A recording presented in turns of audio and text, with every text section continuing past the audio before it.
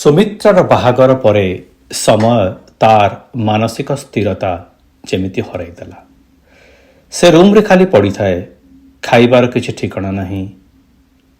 ତା ରୁମ୍ରେ ଚାରିପଟେ ଖାଲି ବିୟର ବୋତଲ, ପିଜ୍ଜା ବାକ୍ସ ଆଉ ଚିପ୍ସ ଖୋଳ। ବର୍ଷକ ଭିତରେ ତାର ଓଜନ ପ୍ରାୟ 2 ଗୁଣ ହୋଇଛି। ସାନ୍ ଫ୍ରାନ୍ସିସ୍କୋର ଏକ ଭଲ ଷ୍ଟାର୍ଟଅପ୍ରେ ସେ କାମ କରେ। ଅଫିସ୍ ପାଖରେ ଗୋଟିଏ ଷ୍ଟୁଡ଼ିଓ ଆପାର୍ଟମେଣ୍ଟରେ ରହେ। ହେଲେ ପ୍ରତି ମୁହୂର୍ତ୍ତରେ ତା ଜୀବନରେ ସୁମିତ୍ରାର ସାନ୍ନିଧ୍ୟର ଅଭାବ ଅନୁଭବ କରେ। ଦିନେ ଦିନେ ସନ୍ଧ୍ୟାବେଳେ ତା ସାଇକେଲ ଧରି ୟୁନିୟନ ସ୍କୋୟାର ନହେଲେ ଗୋଲ୍ଡେନ୍ ଗେଟ୍କୁ ଯାଏ। ସେଠି ଲୋକଙ୍କ ଭିତରେ ସୁମିତ୍ରାକୁ ଖୋଜେ। କାଳେ ସେ ଆସିଥିବ ହନିମୁନ୍ ପାଇଁ। ପୁଣି ନିଜ ଉପରେ ମନେ ମନେ ହସେ। ତାର ଜୀବନ ସତେ ଯେମିତି ଥମି ଯାଇଛି ସୁମିତ୍ରା ବିନା। ତାକୁ ବେଳେବେଳେ ଲାଗେ ସୁମିତ୍ରା ବିନା ବଞ୍ଚିବାର କୌଣସି ଅର୍ଥ ନାହିଁ ତା ଜୀବନରେ। ମନରେ ତାର ଆତ୍ମହତ୍ୟାର ଭାବନା ଆସେ। ହେଲେ ତା ମନର କଥା କହିବ କାହାକୁ? ଏଠି କେହି ବି ସାଙ୍ଗ ନାହାନ୍ତି ତାର। ପୁରାପୁରି ଏକୁଟିଆ। ସେ ସୁମିତ୍ରାକୁ ବହୁତ ଭଲ ପାଉଥିଲା। ହେଲେ ସୁମିତ୍ରାକୁ କେବେ ବି କହିନାହିଁ। ସମୟ ଟିକେ ଇଣ୍ଟ୍ରୋଭର୍ଟ ବା ଅନ୍ତର୍ମୁଖୀ ସ୍ୱଭାବର ପିଲା। ଶୀଘ୍ର ସାଙ୍ଗ ବନେଇ ପାରେ ନା। ତା ମନ କଥା କହିପାରେ ନା କାହାକୁ। ସୁମିତ୍ରା ଆଉ ସେ ଏକା ସାଙ୍ଗରେ ହାଇସ୍କୁଲ ବେଳୁ ପାଠ ପଢ଼ିଛନ୍ତି। ରାଉରକେଲାରେ ଇଞ୍ଜିନିୟରିଂ ପଢ଼ୁଥିଲା ବେଳେ ଏକା ସାଙ୍ଗରେ କେତେ ଯେ ସମୟ ସେମାନେ କଟାଇଥିଲେ ତାର ହିସାବ ନାହିଁ।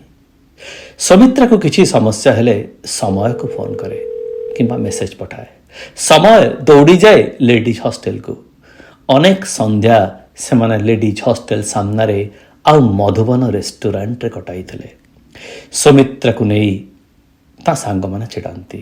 ହେଲେ ସମୟ ହସି ଦେଇ କୁହେ, ସେମାନେ ପିଲାଦିନରୁ ସାଙ୍ଗ, ଖୁବ୍ ଭଲ ସାଙ୍ଗ। ସେ ହାଇସ୍କୁଲରେ ପଢ଼ୁଥିଲା ବେଳେ କ୍ୟାନ୍ସରରେ ସମୟର ମାଙ୍କ ମୃତ୍ୟୁ ହୋଇଯାଇଥିଲା। ମା ଚାଲିଗଲା ପରେ ସେ ପୁରାପୁରି ଏକୁଟିଆ ହୋଇଯାଇଥିଲା। ତା ବାପା ଡାକ୍ତର।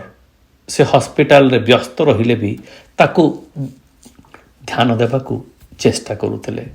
ତା ନାନୀ ସେତେବେଳେ ହଷ୍ଟେଲରେ ରହୁଥିଲା। ମାଙ୍କୁ ହରାଇବାର ବିଷାଦରେ ପୁରାପୁରି ଭାଙ୍ଗି ଯାଇଥିଲା ସମୟ। ସେତେବେଳେ ସୁମିତ୍ରା ଆଉ ତା ମା ତାକୁ ସମ୍ଭାଳିଥିଲେ। କ୍ଲାସରେ 2 ଜଣକ ପ୍ରତିଦ୍ୱନ୍ଦ୍ୱୀ ଥିଲେ ବି ସେମାନଙ୍କର ଘନିଷ୍ଠତା ଅତୁଳନୀୟ। ଇଞ୍ଜିନିୟରିଂ ଶେଷ କଲା ପରେ ସମୟ MS କରିବା ପାଇଁ ଆମେରିକାକୁ ଆସିଗଲା। ଆଉ ସୁମିତ୍ରା ହାଇଦ୍ରାବାଦର ଗୋଟାଏ ପ୍ରାଇଭେଟ୍ କମ୍ପାନୀରେ କାମ କରେ। ଆସିଲା ଦିନୁ ସମୟ ସୁମିତ୍ରାକୁ ପ୍ରତି ମୁହୂର୍ତ୍ତରେ ଝୁରୁଥାଏ। ପ୍ରଥମେ କରୋନା, ତାପରେ ତା ଭିସାର ସମସ୍ୟା ପାଇଁ ଭାରତକୁ ଯାଇପାରି ନାହିଁ। ଟାଇମ୍ ଜୋନ୍ର ଭିନ୍ନତା, 10,000 ମାଇଲର ଦୂରତା, ତାଙ୍କର କାର୍ଯ୍ୟବ୍ୟସ୍ତତା ସେମାନଙ୍କର ଘନିଷ୍ଠତାକୁ ଟିକେ ହୁଗୁଳା କରିଦେଉଥାଏ। ଆଗରୁ ପ୍ରାୟ ପ୍ରତିଦିନ ହ୍ୱାଟ୍ସଆପ୍ରେ ମେସେଜ କିମ୍ବା କଥା ହେଉଥିଲେ। ପରେ ପରେ ସପ୍ତାହରେ ଥରେ କଥା ହେଇପାରିଲେ ଯଥେଷ୍ଟ। ସମୟ ଭାବୁଥାଏ MS ସାରି ଚାକିରି କଲା ପରେ ସୁମିତ୍ରାକୁ ତା ହୃଦୟର କଥା କହିବ। ହେଲେ ତା ଦୁର୍ଭାଗ୍ୟ, ସୁମିତ୍ରା ହାଇଦ୍ରାବାଦରେ କାମ କରୁଥିଲା ବେଳେ ଜଣେ ସହକର୍ମୀ ସହ ପ୍ରେମ ବନ୍ଧନରେ ଛନ୍ଦି ହୋଇଗଲା। ସେମାନେ ଅତି ଶୀଘ୍ର ବାହା ହେବାର ନିଷ୍ପତ୍ତି କରିଥିଲେ। ସେଦିନରୁ ସମୟର ହୃଦୟର ବ୍ୟଥା ବଢ଼ିଯାଇଛି। କାହାକୁ କହିପାରି ନାହିଁ। ନିଜ ହୃଦୟ ଭିତରେ ଚାପି ରଖିଛି। ଏଠି ତା ଚାକିରି ବହୁତ ଭଲ ଦରମା ମିଳେ। ହେଲେ ତା ମନରେ ଟିକିଏ ବି ଖୁସି ନାହିଁ। ତାର ବିଷଣ୍ଣତା ବା ଡିପ୍ରେସନ୍ ବଢ଼ି ବଢ଼ି ଚାଲିଛି। ହେଲେ ସେ ଜାଣିପାରୁନାହିଁ ସେଟା ଏକ ମାନସିକ ରୋଗ। ହ୍ୱାଟ୍ସଆପ୍ରେ ଦେଖିଲା ସୁମିତ୍ରା ତା ହନିମୁନ୍ ଫଟୋ ପଠାଇଛି। ଇସ୍, ଦେଖିପାରିଲାନି କେମିତି ତା ପତି ଶ୍ରୀନିବାସ ସୁମିତ୍ରାକୁ ଆଲିଙ୍ଗନ କରି ଚୁମା ଦେଉଛି। ତା ବଦଳରେ ସେ ହେଇପାରିଥାନ୍ତା। ତା ମନରେ ଆସିଲା ସୁମିତ୍ରା ବିନା ତା ଜୀବନର ମୂଲ୍ୟ କ'ଣ? ତାର ସମସ୍ତ ଦୁଃଖକୁ ଶେଷ କରିଦେବ ଆଜି। ସାଇକେଲ ଧରି ବାହାରିଲା ଗୋଲ୍ଡେନ୍ ଗେଟ୍ ବ୍ରିଜକୁ। ତା ମୁଣ୍ଡରେ ଘୁରୁଥାଏ ଆତ୍ମହତ୍ୟାର ଭାବନା। ମନରେ ସିଦ୍ଧାନ୍ତ କରିନେଲା ଏବେ ଡେଇଁ ପଡ଼ିବ ବ୍ରିଜ ଉପରୁ। ଅନେକ ମାନସିକ ରୋଗୀ ଆତ୍ମହତ୍ୟା କରିବା ପାଇଁ ଚେଷ୍ଟା କରନ୍ତି। ସମୟ ପ୍ରଥମ ଥର ଉଦ୍ୟମ କରୁଛି। ତା ପୂର୍ବରୁ ତା ମୋବାଇଲରେ ବାପାଙ୍କ ପାଖକୁ ଶେଷ ମେସେଜ ଲେଖୁଛି। ତାକୁ କ୍ଷମା କରିଦେବାକୁ ଲେଖିଛି। ସେଣ୍ଡ ବଟନ ଚାପିବାକୁ ବସିଛି। ତା ପିଠିରେ କାହାର ସ୍ପର୍ଶ ଅନୁଭବ କଲା।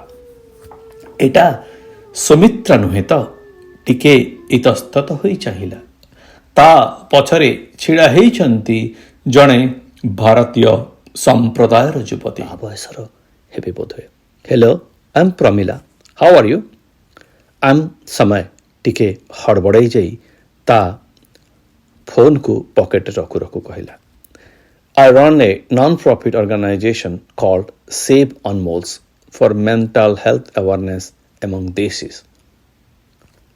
ତାକୁ ଗୋଟାଏ ବୁକଲେଟ୍ ଦେଉ ଦେଉ କହିଲା, ପ୍ରାୟ 4 ବର୍ଷ ପୂର୍ବରୁ ତା ସାନ ଭାଇ ଅନମୋଲ ଏଠାରୁ ଡେଇଁ ଆତ୍ମହତ୍ୟା କରିଦେଇଥିଲା। ସେତେବେଳେ ଅନମୋଲ ହାଇସ୍କୁଲର 12th ଗ୍ରେଡରେ ପଢ଼ୁଥିଲା। ତାର ଏଙ୍ଗ୍ଜାଇଟି ଡିସଅର୍ଡର ଆଉ ଡିପ୍ରେସନ୍ ଥିଲା, ହେଲେ ସେମାନେ ଜାଣିପାରିଲେନି ବା ତାକୁ ଇଗ୍ନୋର କରିଥିଲେ। ଏଠି ପିଲାଙ୍କ ଉପରେ ବହୁତ ଚାପ, ବାପା ମାଙ୍କର ଅନେକ ଆଶା ଆକାଂକ୍ଷା, ପୁଣି ସାଙ୍ଗସାଥୀଙ୍କ ପିୟର ପ୍ରେସର। ସମସ୍ତେ ଭଲ ପଢ଼ନ୍ତି, ସମସ୍ତେ ଅନେକ ଗୁଡ଼ାଏ ଏକ୍ସଟ୍ରା କରିକୁଲାର ଆକ୍ଟିଭିଟି, ଭଲ କଲେଜରେ ଆଡ଼ମିସନ୍ ପାଇଁ ସତେ ଯେମିତି ମୂଷାଙ୍କ ପରି ଧାଇଁଛନ୍ତି ସମସ୍ତେ। ପୁଣି ସୋସିଆଲ ମିଡ଼ିଆ ପିଲାଙ୍କ ଜୀବନରେ ନୂଆ ବିଷ ଭରି ଦେଇଛି।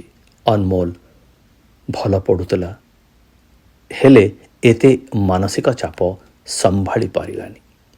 ତାର ଏଙ୍ଗ୍ଜାଇଟି ବହୁତ ବଢ଼ିଗଲା। 11th ଗ୍ରେଡରେ ତାର ଭଲ ଗ୍ରେଡ୍ସ ରହିଲାନି। ସେ ତା ରୁମ୍ରେ ବସିଥାଏ, ବେଶୀ କଥା ହୁଏ ନା।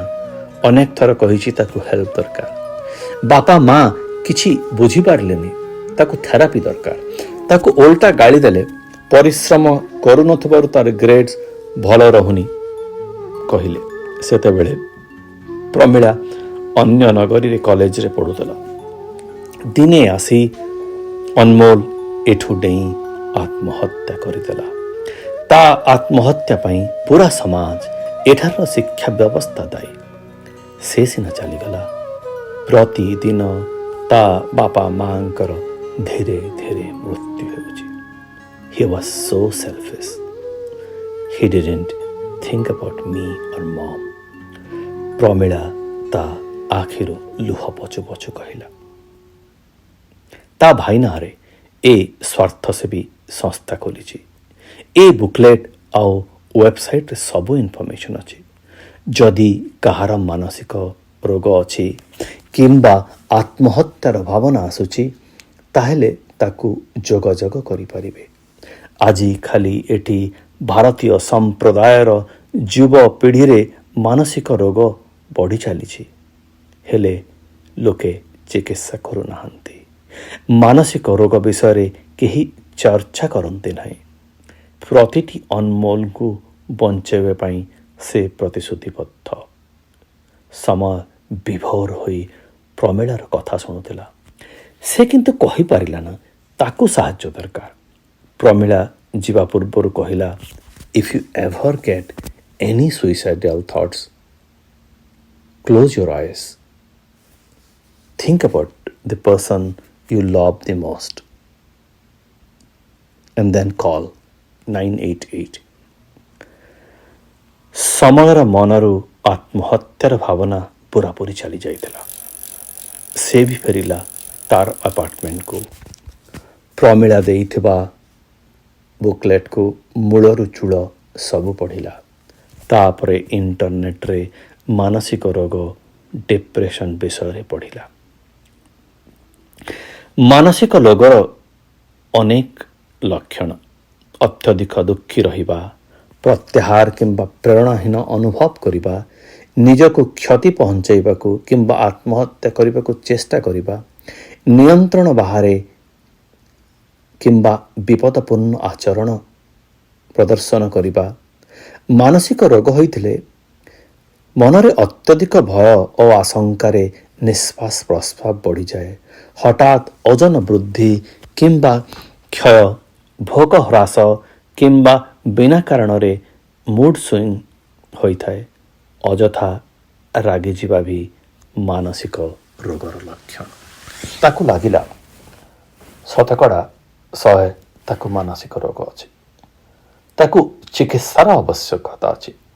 ता बापा तो डाक्तर बापा को फोन करी कहला, बापा मोर किछि मानसिक रोग होइछे, मते बहुत डिप्रेस्ड लागुचे, किछि चिकित्सा दरकार। बापा हसी हसी कहले, बापा समय तू पागल नहो, तते ट्रीटमेंट दरकार। तू एका रहुचु, तू सांग मना आउ का सांगरे रह, योगा कर, छुट्टी रे ठीक आस, बहुत दिन आसिनु। सुमित्रा बाहागर भी तू आसिलुनी, ए वर्ष दुर्गा पूजा बेले आस, नानी भी आसीब कहूची, तोते भल लागिब। बापांकर कथा शुणी ता मन पूरापूरी भांगी गला। प्रमिଳାର वेबसाइट को पुणी पढ़िला समय भारतीय माने मानसिक स्वास्थ्य को गुरुत्व दियंती नहीं। एंजाइटी डिसऑर्डर डिप्रेशन को रोग भावंती नहीं। मानसिक रोग को एक सामाजिक कलंक सह तुलना करा जाए। मानसिक रोगी को पागल बाया कहा जाए। आजिकाली लोकंकर जीवन शैली बदली जाइछि। आउ जुग्म परिवार रे लोके रहु नथिबारु पिलांकु जे माँ अजा आई का दादा खुड़ींकर ममितार वंचित होउचंती।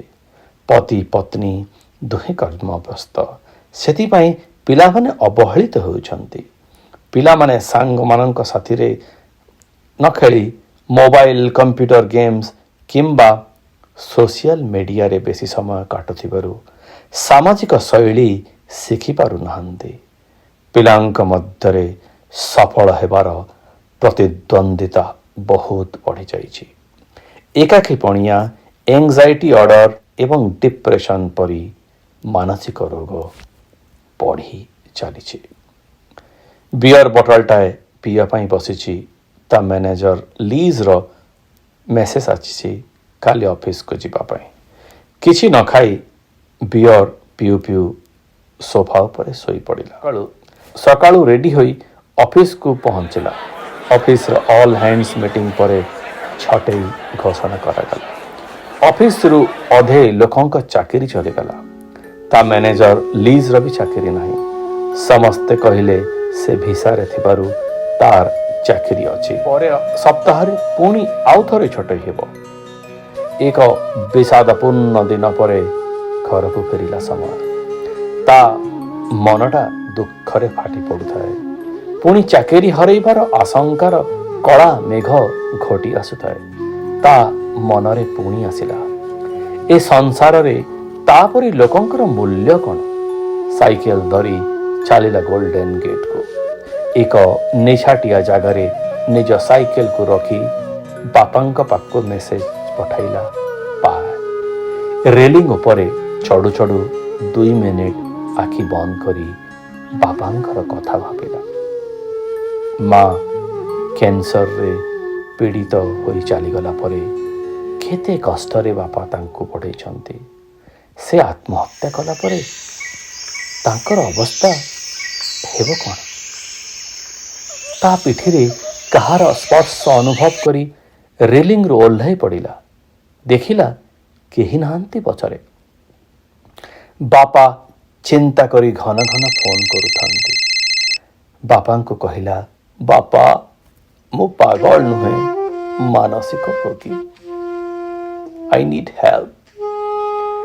ଆରପଟେ ବାପା କାନ୍ଦ କାନ୍ଦ ହୋଇ କହୁଥାନ୍ତି, ହଁ ବାପା, ତୋତେ ଟ୍ରିଟମେଣ୍ଟ ଦରକାର।